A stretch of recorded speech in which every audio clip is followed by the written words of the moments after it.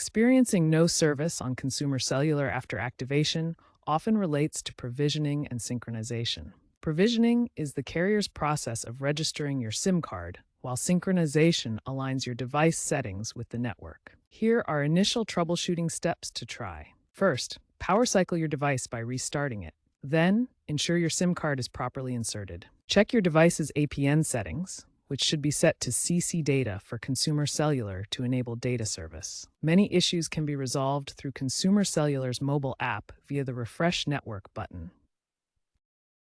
If basic troubleshooting doesn't work, consider if you're using a physical SIM or eSIM. eSIM activation failures account for a large portion of no service complaints. If using eSIM, ensure your device firmware is up to date.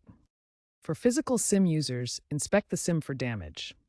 If problems persist, contact Consumer Cellular support, which now uses AI diagnostics to expedite resolutions, typically within 24 hours. They can also manually reprovision your SIM if needed. Keep in mind that network congestion or rural locations might also cause intermittent issues.